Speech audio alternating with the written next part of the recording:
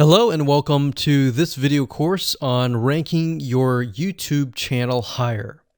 All right, so this is video number 1, and this is going to be the introduction to the YouTube video traffic course. Now, before we talk about the course, I want to make sure that you're in the right mindset. So I want to say that the goal here is to focus on building a brand. If you can start thinking that way, you're going to have a long-term strategy which will actually help you not only in the YouTube traffic and getting ranked on YouTube and getting natural organic traffic and all of that, but it'll also help you in many other ways as well. Now, while that may not make a lot of sense right now, it will in just a second. Now, this is not about throwing hundreds or even thousands of backlinks at your YouTube channel properties or videos. What you really want to do here is to focus on quality and not quantity here. And by doing that, it will actually help you in the long run, as you'll just see in just a minute. So before we get started and talk about the course, what I want to do now is give you a quick overview of what's inside this video course. Video number 1 is the introduction, of course. Video number 2 is what this is not about. And I want to make sure that I cover this because a lot of times when we talk about ranking on YouTube or Google or getting traffic or of any sort, there's a lot of assumptions that are made. So I want to make sure that we cover those assumptions and possibly roadblocks that are blocking your way. Video number 3, we'll talk about what Google wants and the strategy. If you understand what Google wants, then it'll make more sense on what the strategy is all about and how to implement it correctly. Video number 4, we'll talk about the ring, which is the strategy here. And of course, video number 5, we'll talk about how to automate the ring. Video number 6, we'll talk about account creation. And video number 7, we'll talk about how to outsource the account creation and the very tedious process of building the ring. And of course, video number 8, we'll talk about testing this out. And while that might seem a little bit simple, it really is and does take some time to make sure that everything works. So with that said, let's talk about getting started and what you're going to need. You're obviously going to need a product or service to sell. You're going to need to have a YouTube channel. You're going to definitely need to have money to outsource. If you do it yourself, it's going to take about a week or sometimes 2 weeks. But once it's set up and is good to go, then everything is automated. But at the end of the day, your time is valuable, so I recommend just outsourcing this process. But knowing how everything works and all of that will allow you to teach whoever you outsource this to, or you can pick and choose people that we will recommend that we have used personally to set things up for you as well. So with that said, let's move on to video number 2. Hello and welcome back. This is video number 2, and we're going to talk about what this is not. One of the biggest mistakes that we see a lot of people make is they assume that they know certain things, they know the strategy, they bring in what they already know and what they've seen work, and automatically assume that that is what the strategy is about. But by doing that, what ends up happening is we see that people set themselves up for failure. And we don't want that for you. We want you to be able to succeed as much as possible. So that's why I'm covering what this is not. All right. So to ensure that you're able to successfully implement this strategy, we want to discuss things that you do not want to do. So as I mentioned earlier in the previous video, this is not about throwing hundreds or even thousands of backlinks at your YouTube channel or at your properties. In fact, YouTube has become very, very smart in figuring out if you are actually gaming the system. So what we're trying to do here is think of a strategy that works long term. So you want to focus on quality and not quantity here. It's better to get a few backlinks that are of quality rather than getting thousands of backlinks that don't even relate to your content. And we're not talking about automated softwares either. So like I said, Google's very smart in figuring out how to detect fake backlinks or computer-generated backlinks. They're able to detect patterns. So what you're trying to do here is not follow any sort of pattern whatsoever. You want to make sure that it looks natural as possible, because otherwise Google will penalize you in the future.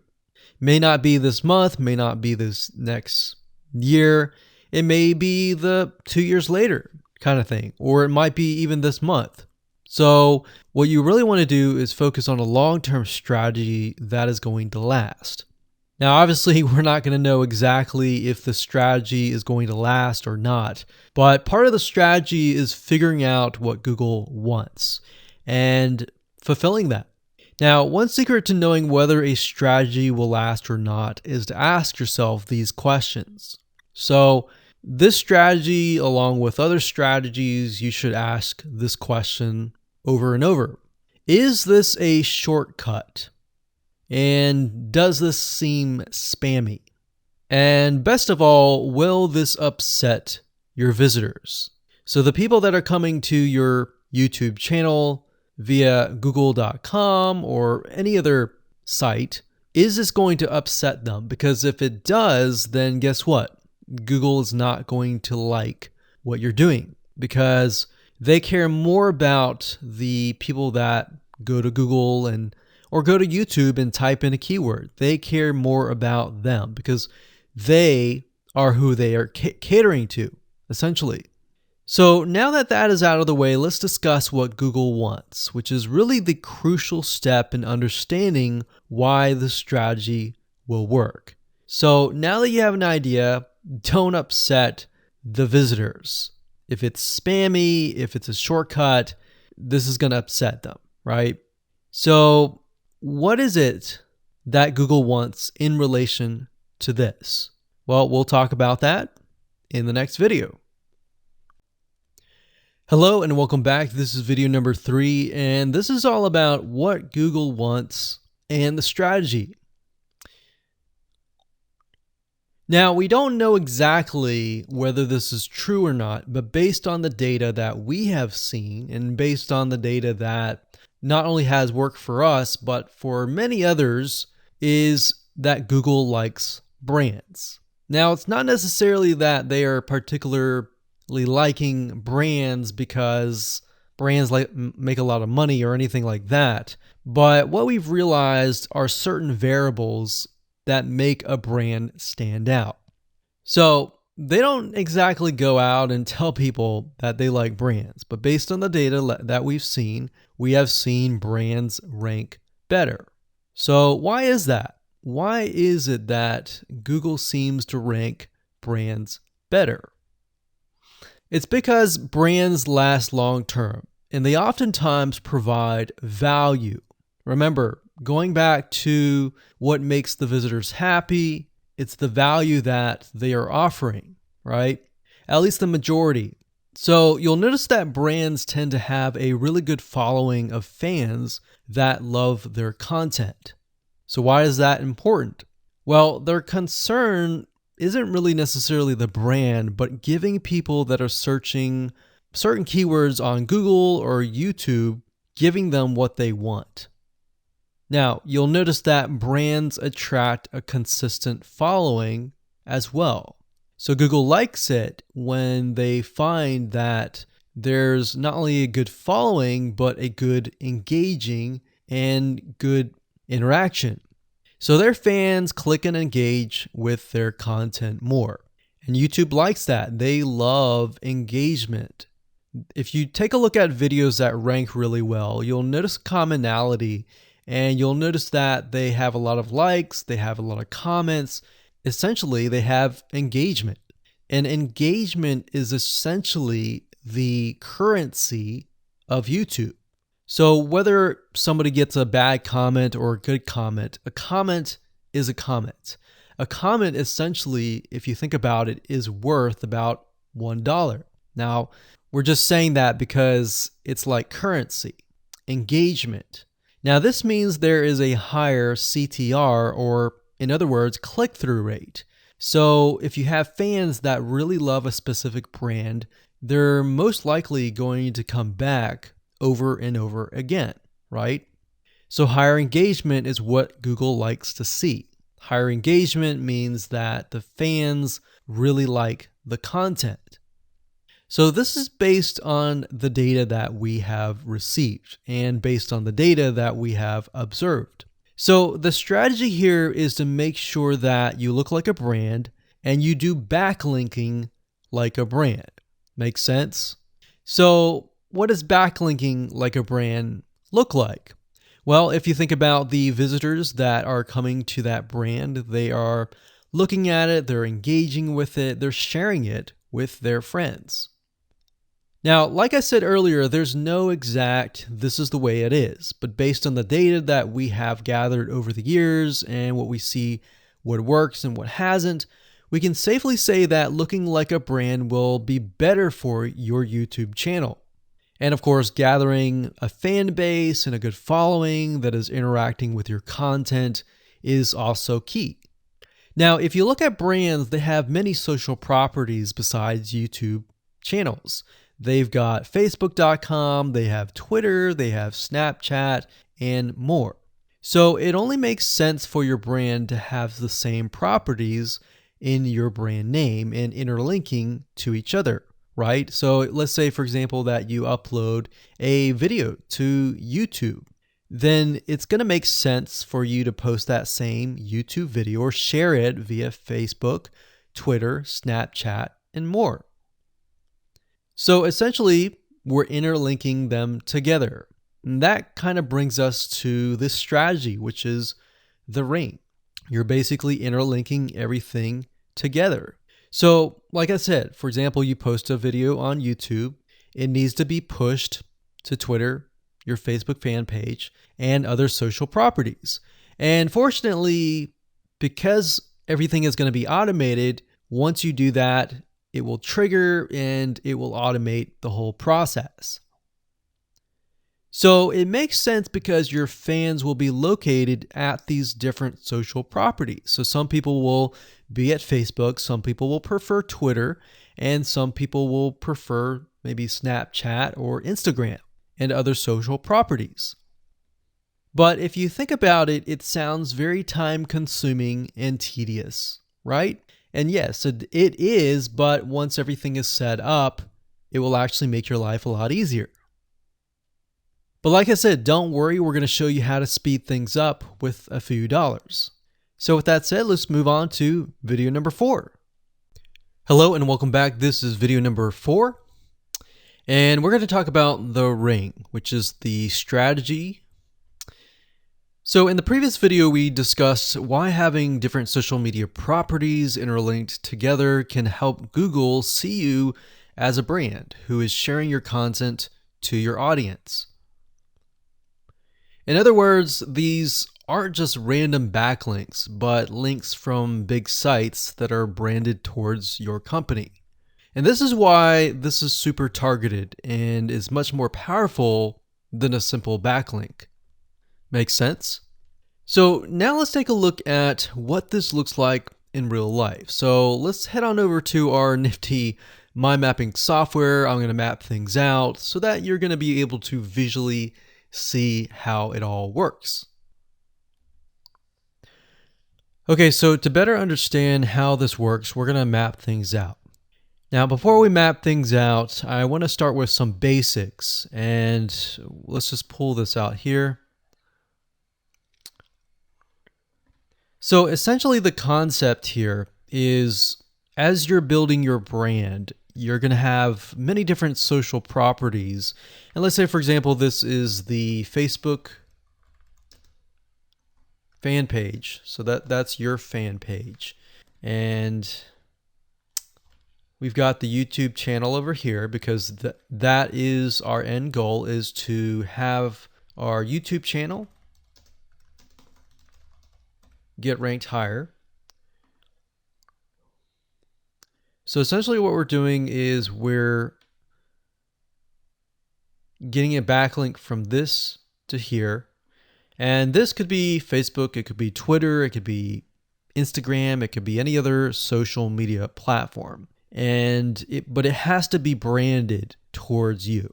It can't just be somebody else's fan page unless it is actually related. But if it's related and if it's branded as yours and it's linking to your YouTube channel, that essentially is a vote of confidence, but also it shows YouTube that you're interlinking. So that's basically the concept here. Now, if we dig a little deeper, basically what we want to set up is every time we upload a YouTube video and it gets posted, maybe it gets posted publicly, what ends up happening is we push that YouTube video and get it embedded onto the Facebook fan page, the Twitter page, the WordPress page, and all of that.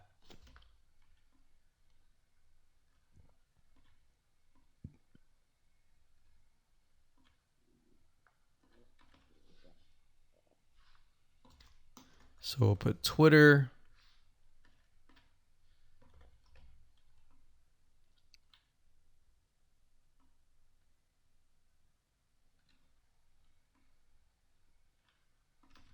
And we'll do WordPress. So as you can imagine, you've got the centerpiece here. You've got different social media platforms that are posted. Now, there isn't necessarily a set rule where you have to post it to X amount of social media properties. It can be 5, it can be 10, it could be 20, it could be different social media platforms. But in order to execute this and get it correctly, you will need to make sure that the platform that we use to automate this process actually supports that specific social media platform. So essentially this is what works, and this is basically what it is. So obviously in order to get this to work, you'll need to have a YouTube channel, you'll need to have the Facebook fan page, you'll need to have all these items in hand. So you'll need to have the username and password and all that. And we'll talk more about account creation later, but I just wanted to give you kind of a gist of what everything looks like and the visual map of it all. Hello and welcome back. This is video number 5. We're going to talk about how to automate the ring. Now that you understand how everything is interlinked, how everything is connected, and how you can kind of be creative and make your own ring. So after viewing the previous video, you can imagine how tedious and overwhelming it is to have to maintain the ring, much less get it set up yourself. But lucky for you, there is a way to automate it once you have set things up. It's getting things set up is the tedious process. Now, there's a software platform called IFTTT, and there's another one called Zapier.com that allows you to automate the process of moving content all around your social properties. So you could take a YouTube video and have it pushed to your WordPress site. And by pushed, I mean have it embedded on your WordPress site and then have it shared on your Facebook fan page, your Twitter page, your Instagram, and all of that. So you have essentially what we call triggers that whenever the trigger happens, then something else happens. So what IFTTT stands for is if, then, this, that. So if this happens, then what kind of deal. Now, between the two, Zapier will cost you a lot of money after a while. A lot of times they'll give you some free triggers and zaps, which is what they call it. And beyond that, it will cost money. Whereas with IFTTT, it's just as good, but it's free. So let's hop on over and show you how IFTTT works. Okay, so if you head on over to ifttt.com, that's ifttt, 3ts.com, you'll see this page. You can go ahead and create an account, and you'll find a lot of really cool, interesting triggers, is what we call it, in ifttt. So what a trigger is let's say you upload a YouTube video, and then the system detects that the video has been uploaded. What do you want to happen after that happens? So if YouTube video has been uploaded, then post it to WordPress. Then after that, take the post on WordPress, maybe post it elsewhere, or post the YouTube video to Twitter, and so forth and so forth. So as you can imagine, this does get tedious, but if you map things out, if you know ahead of time what it's going to look like, then you can simply look at it and say, okay, I'm pointing YouTube to Twitter. So anytime video has been uploaded to YouTube, then it simply gets pushed or embedded into Twitter. So we need to make a IFTTT trigger for that. So to do that, it's very easy. All you have to do is go to My Applets up here, and you can do a search for applets. Now services over here, I'm not going to click that, but this tab here allows you to essentially connect to all of the services that you're going to be using. So for example, as you can see here, I've got Tumblr to Weebly, RSS to Google Drive, a YouTube like to OneNote, YouTube like to Facebook page. And the reason why you might want to have YouTube likes is, let's say for example that you already have maybe 50 videos on your YouTube channel, but you want to find a way to get those videos embedded. So what we figured out is that YouTube likes is the way to go. So obviously you can't re-upload a video that hasn't already been uploaded and is already getting thousands of views. The way you go about it is create a YouTube like trigger so that you can simply like it, and then it gets posted to throughout your network. Now, as you can see here, you can easily get lost in the mix of everything. So that's why I said visually map everything out first, and then from that point, then you can simply go in and set things up. So like Blogger to Weebly, YouTube to Facebook, YouTube to Blogger, YouTube to Instapaper, YouTube to DIIGO, YouTube to Google Plus page via Buffer, and all that. And we got YouTube to Tumblr, YouTube to Twitter. So it can go on and on and on if you really want it to, or you can simply pick and choose what you want and what you don't want and go from there. Now, in order to turn them on, you can simply click here to turn them on. But for the sake of just showing you, this is what it looks like. So as you can see, the Tumblr to Weebly is activated. So when it is activated, it'll have the on button and the green light. Hello and welcome to video number 6, and we're going to talk about account creation.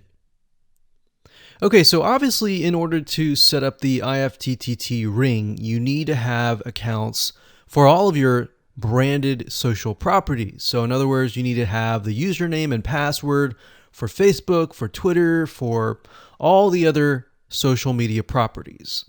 Now, obviously, if you already have some, then great. You don't have to create those. But for the ones that you do not have, you want to be able to create those. Now, while that does sound very simple, there's a few things that you really need to focus on. So to make sure that you're successfully able to do this without risking your accounts being closed, and that does happen, we're going to cover a few things that you must do with all of your accounts. In fact, some of our accounts have been banned or closed by mistake because it has to be done a certain way. So you need to make sure that you have everything correct. Now, first, you need to have an email address, preferably a Gmail account or an email account that is reliable. And you need to have one email address for that. Typically, you want to have something that is branded as well, because you never know with these social media platforms if they're analyzing every step of the process. Now, most social media accounts we have found require you to have a unique telephone number. So you will need to use either yours or you'll need to get one. If you don't have one and you don't want to use your personal telephone, there are several places to get unique telephone numbers that can be used for both voice and SMS. And the reason why you want to have it for SMS as well is because some of these social media platforms will send you a text message. Now, one in particular that we use is called line2.com. That's line2.com. And of course, there are many out there, but this is just one that we have tested and it works really well. So a lot of times when you create a brand new social media property, an account, you need to have a unique telephone number. Now, the reason for needing a unique telephone number is because most social media platforms, they really want to make sure that you are legitimate, especially nowadays. They have a lot of checks and balances and things that you need to get around to make sure that your account stays open. In fact, recently Facebook has been on a major crackdown, especially with everything that's been going on in the news. They want to make sure that you are legit and that you are not fake. Another thing is you'll also need to have a short bio, a description about your business, your website URL, a picture that is yours, and a professional, or if you don't have your picture, you can use a professionally royalty-free stock photo. Now, why do you need all this information? Well, the reason why you need all this information is because when it comes to account creation, you are going to need to have every piece of these items in hand to copy and paste over. Obviously, if you outsource this process, it's going to be a lot easier. And with that case, you're definitely going to need these items. And it's just going to make your life a lot easier when you're able to copy and paste and all of that. Your picture is actually very important because even Facebook will review photos on all accounts to make sure that fake accounts are not created. In fact, we created an account one time and it was using kind of a fake image. And even though it was royalty free and all of that, Facebook declined it and in fact did not approve the account. So they really want to make sure that your account is legitimate. Now, it's best if you take all this information and you write it out in an Excel spreadsheet so that you have it in hand. You have the username and passwords of all the social media properties, and you can simply log in and begin to create the accounts. So those are kind of the best practices that we have found over the years in terms of creating accounts. And while some of those seem very basic, the one that really stood out that was really important was making sure that you had that unique telephone number. Okay, so hello and welcome to video number 7. We're going to talk about outsourcing. So as you can imagine, creating a ring is very time consuming, especially depending on how big the ring is and how many rings there are and all of that. So it can go anywhere from a few hours to a few days to even a few weeks. And that's the reality of it, is it takes hard work. But once it is set up and running, then you will begin to get better search engine ranking and you'll be able to get more exposure. So like I said, it can take a week or two for someone who's never done this before. In fact, if you outsource it, it's most likely going to take about a week for somebody who knows how to get things done, because account creation takes a lot of time. And then connecting everything from the triggers to the if-else statements and all of that. So what we found over the years is outsourcing is worth it. It's only about $50 to $100 if your 2 weeks are worth more. Obviously, if you're struggling with money and time is of essence and you have a lot of time, then you can set these up yourself. But for the most part, we found that you really need to focus on your business and on whatever you're promoting. So go ahead and outsource this and it'll be worth your while. So let's discuss where you should go to find someone, and lucky for you, we've actually used several of these places. So we will show you particular vendors and freelancers that we have used so that you can simply just copy and paste. So what you want to do is you want to go to a specific website called legit.com with 2 I's. So LEGIIT.com. And when you get to this page, you want to type in IFTTT up at the top in the search bar, click enter, and then you're going to see a bunch of freelancers that can provide this service. So as you can see here, it says I will create an IFTTT network, and as you can see, there are like 4 different rings. So typically one ring will cost you about $50. So this guy here, his name is Gemini Guy. We've actually used him before and gotten fairly good results. And what he'll do is all you have to do is give him the information for, like I said, the accounts, and have the username and password. And what we usually do is we create a brand new email account. So it's nothing related to the old business accounts or anything like that. So it's a new email account, all the information on a spreadsheet, and then we send it over to him. He creates the accounts, and then he logs into your IFTTT account, which you'll need an account for that as well, and then he'll set everything up. There's a lot of people that are doing this type of stuff. Some are doing like video embeds, and that's another thing with YouTube. One ranking factor is the more embeds, the better. But the more embeds that are done on a branded social property or a property that is actually related to your theme, that is actually better. The reason why is an embed is kind of considered a backlink to YouTube.